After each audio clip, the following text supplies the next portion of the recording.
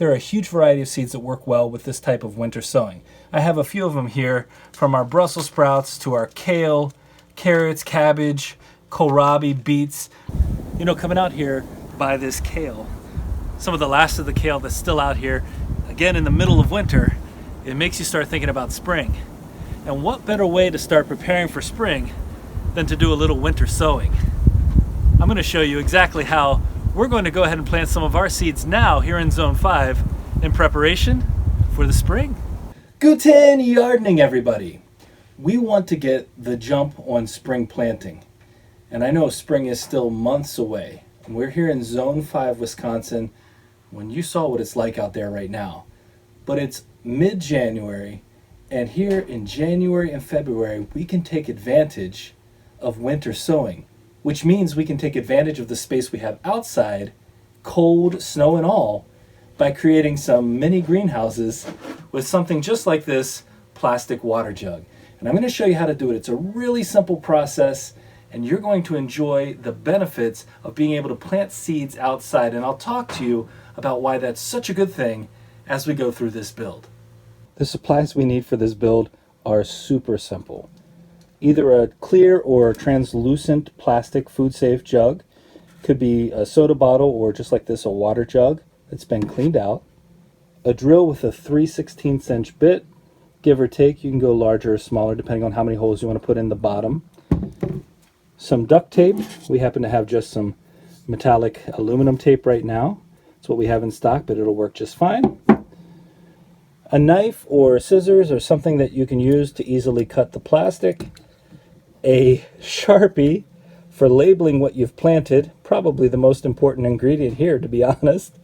And then I have just a little piece, a little scrap piece of 2x4, and that's so that whenever I'm drilling the holes into the plastic, I'll set it right on top here. When I'm drilling the holes into the plastic, I don't have to worry about ruining my work surface. Now, once we've created our mini greenhouse, we're going to add about 4 inches of soilless potting mix into this setup. And so we want to make sure that when we cut this, we're going to cut it just underneath where the handle is, so as high up as we can get, while still leaving a good amount of room for the seedlings once they start to sprout and grow up. So all I'm going to do is cut the whole way around, leaving a handle here, so leaving about 1 inch of space. And the sharper the knife, the easier this cutting is. And you try to be as level as possible going around.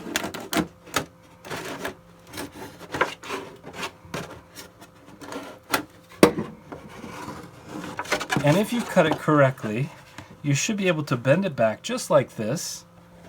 There it is, just like this. And so now we have our base and the top, which still sits on here nicely. And one thing I'm going to do right away is I'm going to remove our lid. And we're removing our lid because we won't be putting this back on. And by having the lid off, what we're doing is allowing natural precipitation to fall into our mini greenhouse. And so as that snow, for example, falls down in here and then thaws, we'll keep lots of nice moisture in here for the seedlings. This is where our 2x4 comes in handy. We can come in here holding on to the plastic and we can drill just a couple of holes in the bottom. There we go. And one in the middle. So we've got 5 nice holes in here to allow for plenty of drainage. Again, we don't want there to be a glut of moisture in here, just like any time you plant anything. If you overwater it, you'll have a problem. This will allow for a nice flow out of any of that precipitation that we were talking about earlier. Now I've gone through here and I've removed any of the little pieces of plastic that might be on here, and I've brought over just a little tray for this because I'm indoors and I don't want to make a mess. When I take this outside after I've put the mix in it, I can sit it directly into the snow. I can sit it wherever I'd like to, and I won't need one of these unless, of course, there's an area where I'm afraid of some staining. And this is the mix that we're putting inside of our mini greenhouse. This is Coco Cure, perlite, vermiculite, and some organic potting mix. There's no soil in this. We don't want anything that's going to freeze or harden. This is light and puffy, and I've added enough water to this so it feels kind of like a sponge. So I can see if I can add this without making a mess. all along the bottom. I'm not compacting it. I'm not compressing it in any way. I'm just spreading it out. You can see I've already got about 3 inches of soil in here. I'm just going to top it off like so. And I'm going to compress it just a little bit, not much, but I want a nice flat surface. And it looks like I can add just a little bit more of the mix. There we go. So I want a nice flat surface for the seeds as they're going in. That's going to make it easy for them to come into contact with this mixture. There are a huge variety of seeds that work well with this type of winter sowing. I have a few of them here, from our Brussels sprouts to our kale, carrots, cabbage, kohlrabi, beets. You might want to be careful with some of the root crops because they're a little bit more sensitive when it comes to transplanting, which is what we have to do with this. But all of these are frost hardy. They'll do just fine in this method. Now we're only going to plant one variety per mini greenhouse. I don't really want to mix them up too much, but you should see a really nice germination rate when you're growing this way. So I'm going to start with the red Brussels sprouts, the red rhubarb Brussels sprouts. Now since these are smaller seeds, we can actually just allow them to sit on the surface. We can press them gently on the surface. I'm going to spread them out. We are transplanting, so they can be a little bit closer. I'm going to put them just about every inch here. So we'll still have a good number in here. So we'll still have a nice number in here. We'll still get a good amount of seeds in this small little area. And what's going to happen is as we get into March and April in this area, when the temperatures start to get consistently above 32 degrees, that's when we'll start to see some thawing and freezing of what's going on in here. And that's going to help these plants prepare for germination, surprisingly enough. Now I'm just pressing these down so they're making firm contact with our mix. I'm not going to cover them with anything, just pressing them down. And one seed got stuck to my hand, we'll put you right back in there. Now I'm going to tape the milk jug back closed. I got everything planted. Took me about 2 minutes really to do this in real time, from creating it to planting it. And I'm going to wrap this with our foil tape. Now again, we would use duct tape, but we're just out of duct tape, and this will work just fine as well. We just want to seal up this area so the only airflow going in and out is through the top. Now as we start to get into that warmer weather in March and April, what we'll do is on those warm days, we'll take off the tape, we'll open the jug up so that this will have exposure to the sun and to that nice warmth. If it gets back to frosty temperatures, to freezing, we'll close it back up and tape it back shut again. But we've got really nice flow here, and we can't forget that most important step at the end. We have to label red rhubarb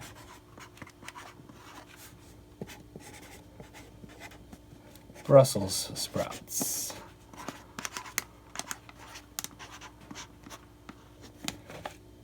And if you're like me, you really like to have a date on there. Today's date, 1/11/21. So now we can track how these grow. We don't expect much of any progress. We don't expect to see much of anything down in here until around March. And then we'll start to see these seeds germinating and the beginnings of some red rhubarb Brussels sprouts that we're going to take with us into the spring. Now as I fill up my second mini greenhouse here, it's such a quick process. You can make a ton of these really quickly. But as I fill this up, I do want to point out that one of the cool benefits of winter sowing is that you're sowing your seeds outdoors, which means that as things warm up, your plants harden off automatically. So it's not like you're bringing plants from indoors, having to set them somewhere, harden them off, hope for the best. They're going to be hardy plants, and they're actually probably going to do better for you. Winter sown plants tend to be very sturdy, very strong plants. So I think you try this out and the benefits are going to be fantastic for you. And it's a simple experiment too. Something that you can take advantage of using supplies that you probably have already around the house. So this idea of upcycling, again, the more we can upcycle, the more we can reuse this and not let it go to waste, the better off we'll be. If I was sowing something a little bit bigger, and a little bigger seed that needed to be an inch or so below. I would just push it down into the soil until it was slightly hidden, and then sprinkle a little bit more of this mixture over top of it. As this is kale that I'm planting now, some nice red kale, red Russian kale, I'm going to just do what I did earlier with our Brussels sprouts. Spread it across the surface. I'm going to go a little bit heavier on this one. We love our kale. If you watch our channel, you know we have smoothies just about every day from our smoothie garden. I'm going to go ahead and press this down just like so. And again, it takes so little time to do this. And this is going to go right out to our front porch, which means as the sun travels across the sky, we get to take advantage of as much of it as possible. Now you can experiment with this all you like. I've seen people put little holes in the top. If you're not seeing condensation once the temperature gets up to about 32, 34 degrees, if you're not seeing condensation though, it might be because you put too many holes in the top. You want to be able to see that condensation, and that's how you'll know that you have enough moisture in here. Once we get up to that 34, 35 degree day and we're opening this container up and closing it when it's cold, we may need to water it a little bit. Again, we just want to keep the soil nice and damp for when this turns into our mighty seedlings. And no, I'm not going to forget to label this one. Now here in Zone 5, if I want to use winter sowing for something like peppers or tomatoes, I'm going to wait until March when it's a little bit warmer, because they can't handle the frost. Those seeds can't handle the frost as well as some of these others that I just showed you today. This method is so simple. It's easy, it's effective. You're going to find that the seeds you sow in here are going to germinate really well and are going to be a huge benefit to your spring and your summer gardens. We hope you enjoyed this video and found it informative. If you've ever tried winter sowing before, we'd love to know how it went for you. If you enjoyed this video, please give us a like, leave us a comment, remember to share and subscribe, and most importantly, remember, when you're with us, you are good to grow.